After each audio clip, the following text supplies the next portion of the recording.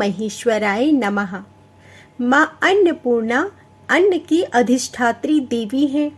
ये माँ पार्वती का ही एक स्वरूप है जिनसे संपूर्ण विश्व का संचालन होता है। माँ अन्नपूर्णा की कृपा से ही सृष्टि का भरण पोषण होता है।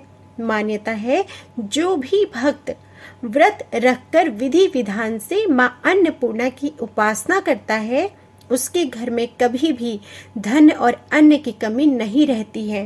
कहते हैं माँ अन्नपूर्णा जिस पर प्रसन्न हो जाए उसके तो भाग्य ही खुल जाते हैं, दुर्भाग्य सौभाग्य में बदल जाता है। तो आइए आज शुक्रवार के दिन रसपान कीजिए माँ अन्नपूर्णा की पावन कथा का, जिसके श्रवण मात्र से पुण्य की प्राप्ति होती है। पौराणिक कथा के अनुसार एक समय की बात है, काशी निवासी धनंजय जिसकी पत्नी का नाम सुलक्षणा था, उसे अन्य सब सुख प्राप्त थे, केवल निर्धनता ही उसके दुख का कारण थी। यह दुख उसे हर समय सताता था। एक दिन सुलक्षणा अपने पति से बोली, हे स्वामी, आप कुछ उद्यम करो तो काम चले। इस प्रकार कब तक काम चलेगा? सुलक्षणा की बात धनंजय के मन में बैठ और वह उसी दिन विश्वनाथ शंकर जी को प्रसन्न करने के लिए बैठ गया और कहने लगा, हे देवादिदेव, हे विश्वेश्वर, मुझे पूजा पाठ कुछ आता ही नहीं है, केवल तुम्हारे भरोसे बैठा हूँ। इतनी विनती करके वह 2-3 दिन भूखा प्यासा बैठा रहा। यह देखकर भगवान शंकर ने उसके कान में अन्नपूर्णा, अन्नपूर्णा और अन्नपूर्णा इस प्रकार 3 बार कहा। अब यह कौन क्या कह गया? इसी सोच में धनंजय पड़ गया कि मंदिर से आते ब्राह्मणों को देखकर पूछने लगा, पंडित जी, अन्नपूर्णा कौन है? तो ब्राह्मणों ने कहा, तो अन्न छोड़ बैठा है, सो तुझे अन्न की ही बात सूझती है, जा घर जाकर अन्न ग्रहण कर। धनंजय घर गया और स्त्री से सारी बात कही तो वह बोली, नाथ, आप चिंता मत करो, स्वयं शंकर जी ने यह मंत्र दिया है, वे स्वयं ही खुलासा करेंगे, आप फिर जाकर उनकी आराधना करो। धनंजय फिर जैसा का तैसा पूजा में बैठ गया। रात्रि में शंकर जी ने आज्ञा दी, कहा तू पूर्व दिशा में चला जा, वहां अन्नपूर्णा का नाम जपता जा और रास्ते में फल खाता झरनों का पानी पीता जा। इस प्रकार कितने ही दिनों तक वह चलता गया। वहां उसे चांदी सी चमकती वन की शोभा देखने में आई, सुंदर सरोवर देखने में आए। उसके किनारे कितनी ही अप्सराएं झुंड बनाए बैठी थी, कथा कहती थी और सब माँ अन्नपूर्णा इस प्रकार बार बार कहती। अघन मास की उजेली रात्रि थी और आज से ही व्रत का आरंभ था। जिस शब्द की खोज करने वह निकला था वह उसे वहां सुनने को मिला। धनंजय ने उनके पास जाकर पूछा, हे देवियों, आप यह क्या करती हो? उन सब ने कहा, हम सब माँ अन्नपूर्णा का व्रत करती हैं। व्रत करने से की गई पूजा क्या होता है और यह किसी ने किया भी है? इसे कब किया जाए और कैसा व्रत है और कैसी विधि है, मुझसे भी कहो। वे कहने लगी कि इस व्रत को सब कोई कर सकते हैं। 21 दिन के लिए 21 गांठ का सूत लेना चाहिए, फिर 21 दिन यदि ना बने तो 1 दिन उपवास करें। अब यह भी ना बने तो केवल कथा सुनकर प्रसाद लें, निराहार रहकर कथा कहें। कथा सुनने वाला कोई ना मिले तो पीपल के पत्तों को रख सुपारी या घृत कुमारी यानी गुआर पाट का वृक्ष को सामने, दीपक को साक्षी कर सूर्य, गाय, तुलसी या महादेव को बिना कथा सुनाए मुख में दाना न डालें। यदि भूल से कुछ पड़ जाए तो 1 दिवस फिर उपवास करें। व्रत के दिन कुछ ना करें और क्रोध ना करें। इस दिन झूठ भी ना बोलें। धनंजय बोला, इस व्रत के करने से क्या होगा? तो वे कहने लगी, इसके करने से अंधों को नेत्र मिले, लूलों को हाथ मिले और निर्धन के घर धन बरसे, बांझी को संतान मिले, मूर्ख को विद्या मिले, जो जिस कामना से व्रत करे, माँ उसकी सभी इच्छा पूरी करती हैं। वह कहने लगा, बहनों, मेरी भी धन नहीं है, विद्या नहीं है, कुछ भी तो नहीं है। मैं तो दुखिया ब्राह्मण हूँ। मुझे इस व्रत का सूत दोगी? तो वो बोली, हाँ भाई, तेरा कल्याण हो, तुझे देंगे। ले इस व्रत का मंगल सूत ले। धनंजय ने व्रत किया।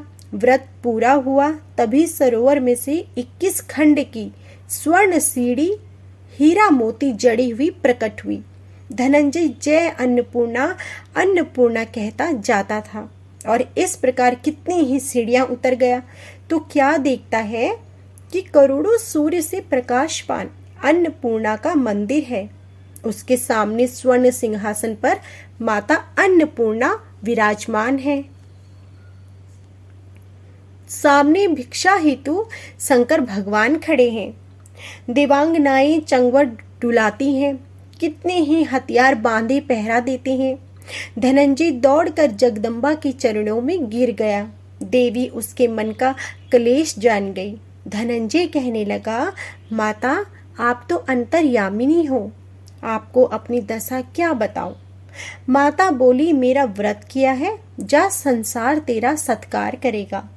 माता ने धनंजय की जिह्वा पर बीज मंत्र लिख दिया। अब तो उसके रोम रोम में विद्या प्रकट हो गई। इतने में क्या देखता है कि वह काशी विश्वनाथ के मंदिर में खड़ा है। माँ का वरदान ले धनंजय घर आया। सुलक्षणा से सब बात कही। माता जी की कृपा से उसके घर में संपत्ति उमड़ने लगी। छोटा सा घर बहुत बड़ा गिना जाने लगा। जैसे शहद के छत्ते में मक्खियां जमा होती हैं, उसी प्रकार अनेक सगे संबंधी आकर उसकी बड़ाइयां करने लगे। कहने लगे, इतना धन और इतना बड़ा घर, सुंदर संतान नहीं तो इस कमाई का कौन भोग करेगा। सुलक्षणा से संतान नहीं है, इसलिए तुम दूसरा विवाह करो। अनिश्चय होते हुए भी धनंजय को दूसरा विवाह करना पड़ा और सती सुलक्षणा को सौत का दुख उठाना पड़ा। इस प्रकार दिन बीतते गए। फिर अगहन मास आया। नए बंधन से बंधे पति से सुलक्षणा ने कहलाया कि हम व्रत के प्रभाव से सुखी हुए हैं, इस कारण यह व्रत छोड़ना नहीं चाहिए। यह माता जी का प्रताप है जो हम इतने संपन्न और सुखी हैं। सुलक्षणा की बात सुन धनंजय उसके यहाँ आया और व्रत में बैठ गया। नई बहू को इस व्रत की कोई भी खबर नहीं थी। वह धनंजय के आने की राह देख रही थी। दिन बीतते गए और व्रत पूर्ण होने में दिन और 3 दिवस बाकी थे कि नई बहू को खबर पड़ी। उसके मन में ईर्ष्या की ज्वाला दहक रही थी। सुलक्षणा के घर पहुंची और उसने वहां भगदड़ मचा दी। वह धनंजय को अपने साथ ले गई। नए घर में धनंजय को थोड़ी देर के लिए निंद्रा ने आ दबाया। इसी समय नई बहू ने उसका व्रत का सूत तोड़कर आग में फेंक दिया। अब तो माता जी का कोप जाग गया। घर में अकस्मात आग लग गई। सब कुछ जलकर खाक हो गया। सुलक्षणा जान गई और पति को फिर अपने घर ले गई। नई बहू रूठकर पिता के घर जा बैठी। पति को परमेश्वर मानने वाली सुलक्षणा बोली, नाथ, घबराना नहीं, माता जी की कृपा अलौकिक है। पुत्र कुपुत्र हो जाता है पर माता कुमाता नहीं होती। अब आप श्रद्धा और भक्ति से आराधना शुरू करो, वे जरूर हमारा कल्याण करेंगी। धनंजय फिर माता के पीछे पड़ गया और फिर वही सरोवर सीढ़ी प्रकट हुई। उसमें मां अन्नपूर्णा कहकर वह उतर गया। वहां जा माता जी के चरणों में रुदन करने लगा। माता प्रसन्न हो बोली, यह मेरी स्वर्ण की मूर्ति ले, उसकी पूजा करना तो फिर से सुखी हो जाएगा। जा, तुझे मेरा आशीर्वाद है। तेरी स्त्री सुलक्षणा ने श्रद्धा से मेरा व्रत किया है, उसने मैंने पुत्र दिया है। धनंजय ने आंखें खोली तो खुद को काशी विश्वनाथ के मंदिर में खड़ा पाया। वहां से फिर उसी प्रकार घर को आया। इधर सुलक्षणा के दिन चढ़े और महीना पूरे होते ही पुत्र का जन्म हुआ।